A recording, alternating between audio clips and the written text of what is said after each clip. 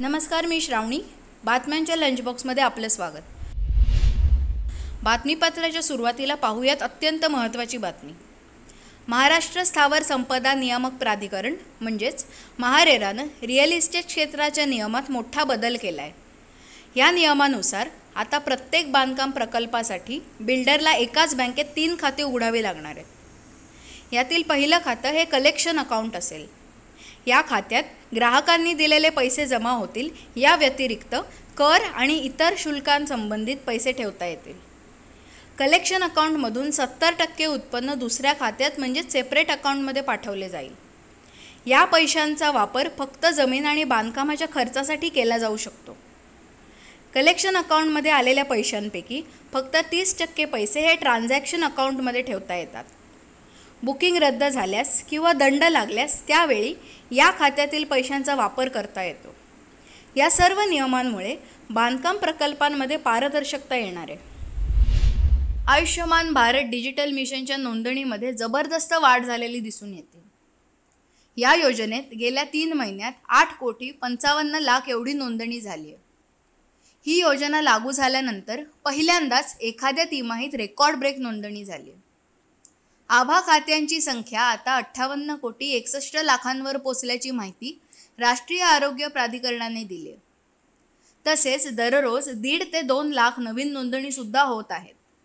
आता अनेक नागरिक आरोग्यविषयक माहिती डिजिटल स्वरूपात ठेवण्यासाठी आभा ॲपचा वापर करत आहेत.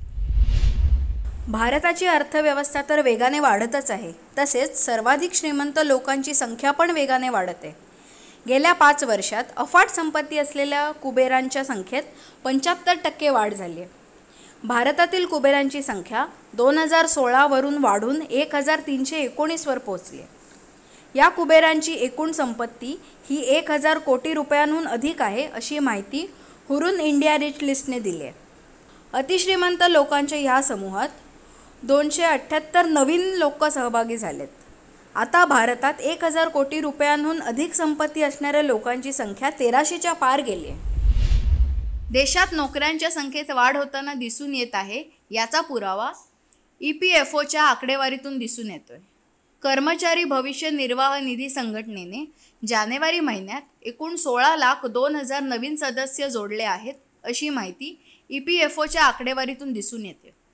तर जानेवारी 2024 या महिन्यात पहिल्यांदाच 8,08,000 नवीन सदस्य EPFOला जोडले गेले आहेत, अशी माहिती कामगार मंत्रालयाने दिली आहे. विशेष म्हणजे यात 2,05,000 महिलांचा देखील समावेश आहे. बहुतांश नवीन सदस्य हे 18 ते 25 वर्ष या वयोगटातील आहेत.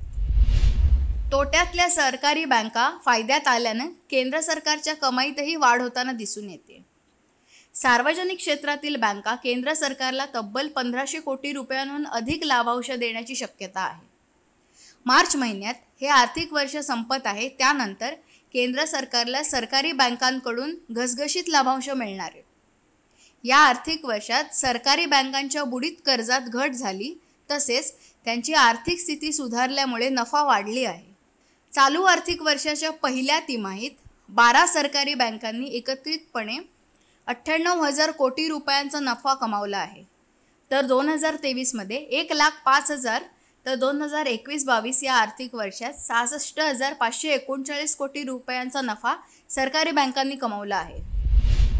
हेतुपुरस्सर म्हणजेच विलफुल डिफॉल्टरबाबत मुंबई उच्च न्यायालयाने महत्त्वाचा निर्णय दिला आहे. रिझर्व्ह बँकेच्या नियमानुसार एखादा व्यक्ती अथवा संस्थेने हेतुपुरस्सर कर्ज बुडवे म्हणजेच विलफुल डिफॉल्टर घोषित करण्यापूर्वी बँका आणि वित्तीय संस्थांनी तर्कसंगत निर्णयाचा आदेश दिला पाहिजे, असं न्यायालयाने स्पष्ट केले. बातम्यांच्या लंच बॉक्समध्ये आज इथेच थांबूयात. पाहत राहा मनी 9 मराठी.